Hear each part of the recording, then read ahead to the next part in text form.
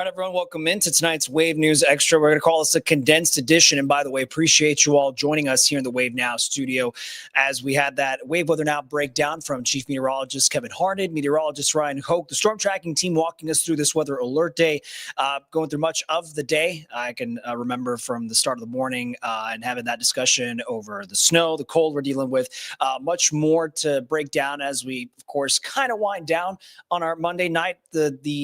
This time of the day is not quite over. We're just winding down a little bit, but looking ahead to Tuesday and what this early part of the week has in store for us. Rest assured, Kevin is going to break that down for us tonight on Wave News at 11. We're going to get right to some of the, as I could squeeze my earpiece there. This is the beauty of making sure that was working for you all. Okay, so we're going to get into the big stories of tonight, some breaking news alerts that came in kind of later in the evening.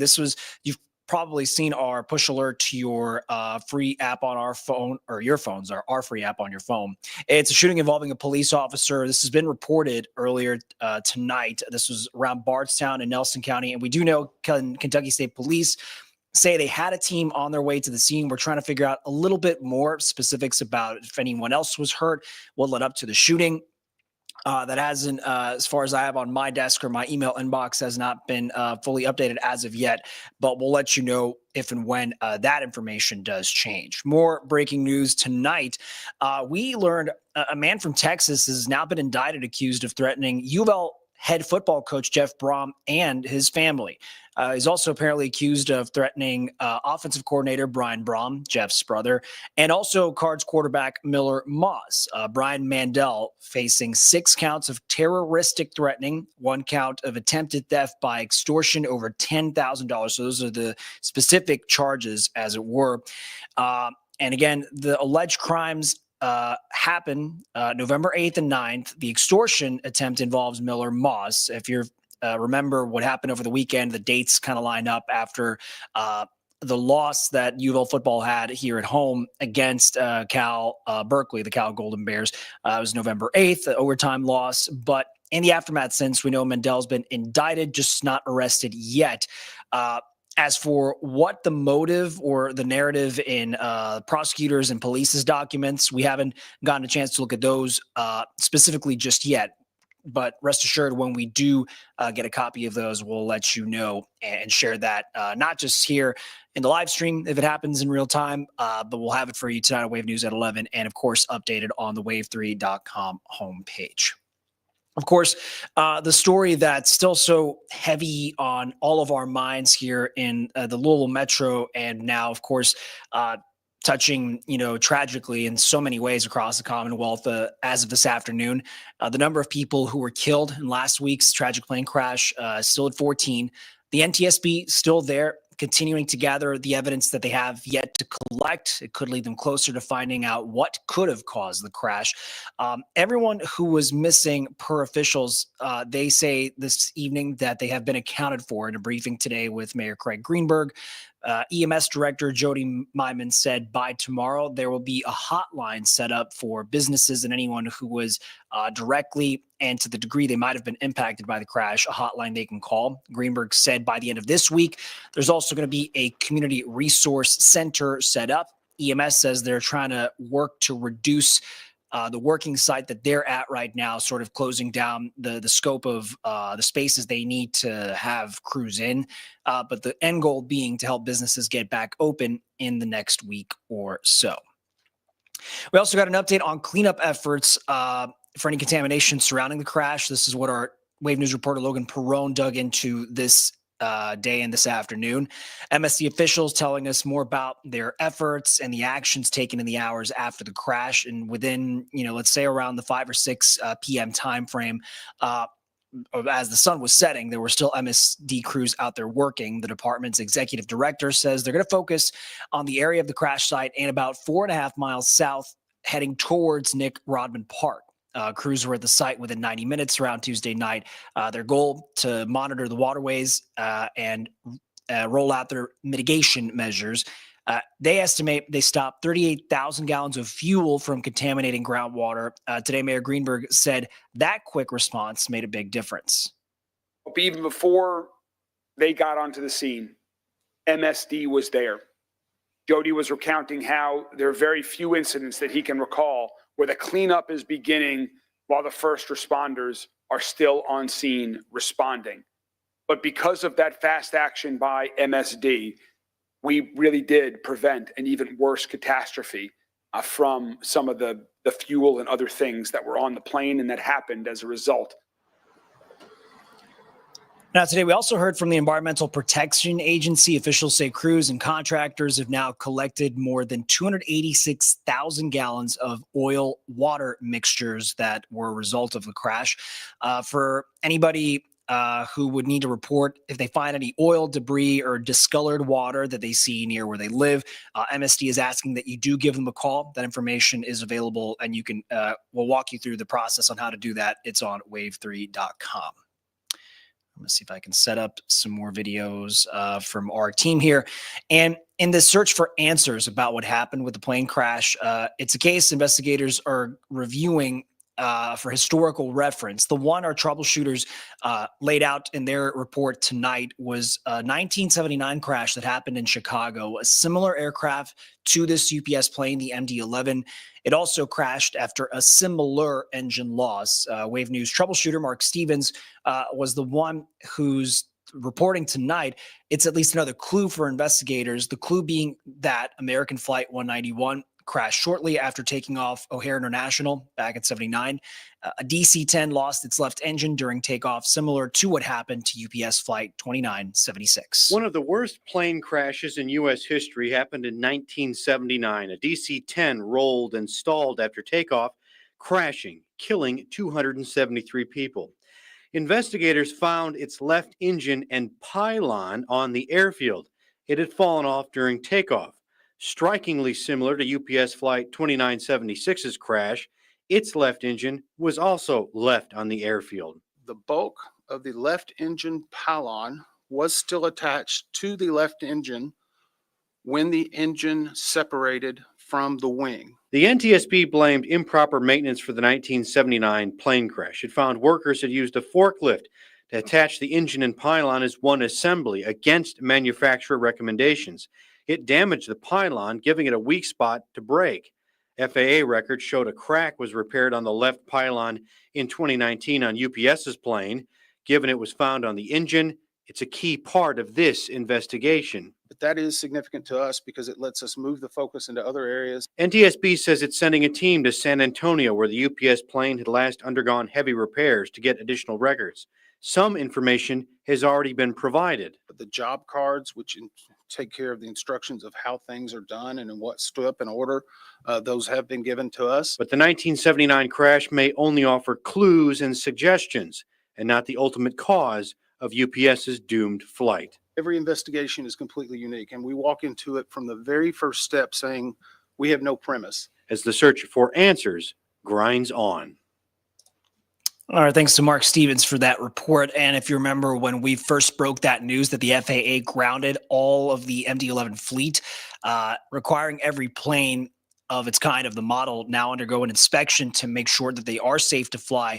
Similar grounding was done in 1979. Ultimately, that uncovered other maintenance problems on planes at other airlines as well, and then repairs were made. Those planes ultimately were able to fly again. We're going to take a quick break on this condensed version of tonight's live stream for Wave News Extra so we can round out some more big stories of the day and looking ahead to our coverage on more original reporting and continuing coverage on the stories in your community and our community happening as we speak in real time. We're going to take this brief break and be right back with much more.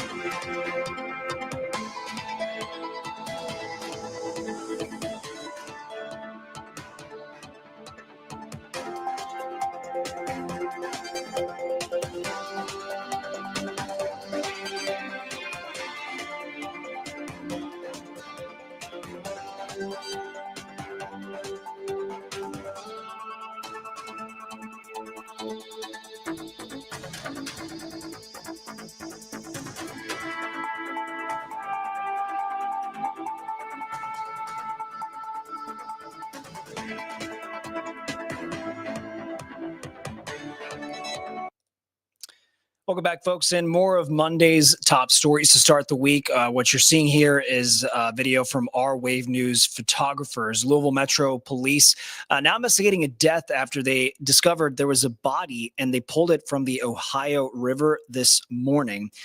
We're told that just after 10 o'clock in the morning, officers were dispatched to go to the river at the base of the Lincoln Bridge near the Louisville shoreline. And there's where at least they were able to tell us what they found was an adult body.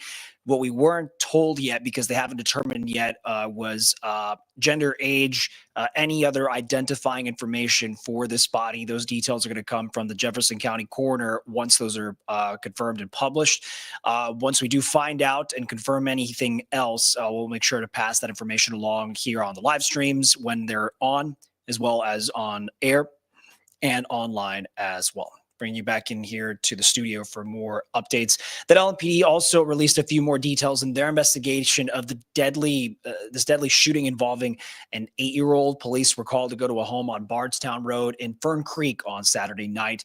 The tragedy here being they found a child dead from what they described as a self-inflicted gunshot wound. As Wave News reporter David Mattingly found out, there were 2 adults who were in the home at the time that this happened.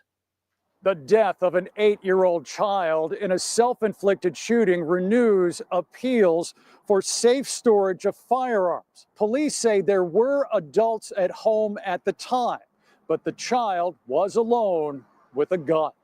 A shot rings out and a nightmare begins. The flashing lights outside a home on Bardstown Road Saturday night marked the loss of a young life. LMPD says the 8-year-old victim was alone in a room when it happened. I can't imagine anything more tragic than a case involving a child. Yes. LMPD chaplain Teresa O'Bannon could not comment on this latest case, but she has seen others like it and the pain it inflicts on a family. And they are understandably upset, distraught, angry, all the emotions that go along with grief. And that grief continues from one family to the next in an ongoing trend of violence. Around 2017, 2018, firearms became the #1 cause of death in children, and that number continues to stay the same. The latest state report on preventable child fatalities studied accidental gunshots, finding victims averaging 3 years, 9 months of age. Child suicide and homicide cases studied had victims averaging 14 years and 6 months. A leading risk factor, the unsafe storage of firearms, was found in 58% of the firearm incidents. The panel concluded these tragedies can be prevented by safety practices. Unload it, lock it, store it. So that means that your firearms are unloaded, so all ammunition is removed from the gun. Your ammunition is stored separately in a locked place, and your gun is locked. Norton Children's calls it the triple safe storage method. Detailed in their injury prevention toolkit, it says 50% of child firearm injuries happen in the child's own home. In Saturday's shooting, LMPD believes it was accidental and no charges are expected. David Mattingly, Wave News. All right, thanks to David for that report. And more stories to update you with from officers and sheriff's deputies. We learned a person died in a 3-car crash on the Salt River Bridge in West Point. This may be a story you found out about a little earlier to start in the day. But just as a recap, that unfortunately this crash happened just before 6 this morning. The Hardin County Sheriff's Department, the deputies letting us know this vehicle was going north on Dixie Highway, but it crossed the center line, crashed into another car. From there, a third vehicle slid into the other 2. The sheriff's office says this morning snow was the cause of the crash. Traffic on the bridge shut down for several hours. Crews trying to work and do the best they could to clean up the mess of the debris from car parts that might have been there. The name of the person who unfortunately was killed, that has not been released yet. We do also know one of the other drivers was also seriously hurt. In a preview that just letting you know what we're going to include in our reporting for tonight on Wave News at 11, among, of course, all the big stories, breaking news headlines of the day, was the connection to this big update from Washington when it comes to the Supreme Court ultimately declining to take up an appeal and potentially to overturn its landmark decision in Obergefell to legalize same-sex marriage. Now, the Kentucky Connection, for those who have been familiar for years, was former Round Kentucky Court Clerk Kim Davis, who in this case tried now to get justices to overturn a lower court order to make her pay hundreds of thousands of dollars in damages and legal fees. Tonight, Wave News reporter Julia Richardson sat down with a constitutional law professor at U of L at the Brandeis School of Law. It's Professor Sam Markison. They talked about the implications of what this decision for not taking up the appeal meant. Professor Markison broke down a few of the reasons as to why the justices chose to turn the appeal away. And this is a bit of a preview for you all to know what will be part of our reporting tonight at 11. I think there were two basic reasons for that. The first is that the Supreme Court looks for if they want to take up an issue, looks for a good vehicle, one that raises the issue cleanly and directly. And in Davis's case, it didn't do that because she was asking a question about her liability for damages for violating the law. And the law was clearly in existence at the time she acted and refused to issue marriage licenses. So that is not directly about the issue of whether the marriage equality decision should be overturned or not. That's about a side issue of her liability for damages. And so since it was a side issue and not directly presented, the Supreme Court wasn't going to look favorably upon it. And the second reason that I think that everyone expected that the court would say no to the petition was that there was no guarantee that the court is even interested in re-examining Obergefell right now. I think at most, and I'm speculating somewhat here, there might be two justices on the court, Justices Alito and Thomas, who would favor, in the right case, looking at whether to overrule Obergefell. And you have to have at least 4 votes to grant the case, and then 5 votes would be necessary to overturn the decision. And I don't think those votes are there, certainly not right now. And so that's another reason that the court would not have taken the issue, even if the case had presented it more cleanly. Gotcha. So even if they had taken it, it wouldn't have necessarily overturned Obergefell because she wasn't saying like it's the same-sex issue. She was talking about her damage. She was talking about her damages, and and even if the court had taken the case against all expectations, that wouldn't have guaranteed the outcome of that the court was poised to overrule Obergefell. All it would have meant was that they were going to hear the argument. And now they're not even hearing it, so there's no chance, at least for now, that they're going to overrule Obergefell. And so our Julia Richardson is going to have much more of a conversation with Professor Markison, just breaking down a bit of those the finer points of the decision to not take up the appeal and perhaps what's next on the docket for the Supreme Court for other cases that they might consider in their term. A reminder for all of these stories with not just ties to our community, but the breaking news stories in our own backyard, the big stories, anything that is updated thanks to our Wave News digital team. All there for you to check in on the latest information on wave3.com. We send out those push alerts to your phones. And it's not just the news stories either. Reminder, when you download the Wave weather app for alert days like today, you get that up-to-date best information from the storm tracking team so you can be ready for what lies ahead. We do appreciate your time, folks, as we're almost about to start the 9 o'clock hour. I'm Jose Sosaya here in the Wave Now studio. Appreciate all of you who connect with us, whether that is through our social media streams, Facebook, YouTube, Twitch, and X, or on the Wave Now app with your smart TV devices and your your Rokus, your Apple, your Fire Sticks, all great ways to stay connected with us as we continue to go out there, connect with you, and look into the stories that matter to you. That is going to do it for us tonight. We'll see you back here tomorrow night around 8:05. We'll see you back here tomorrow night.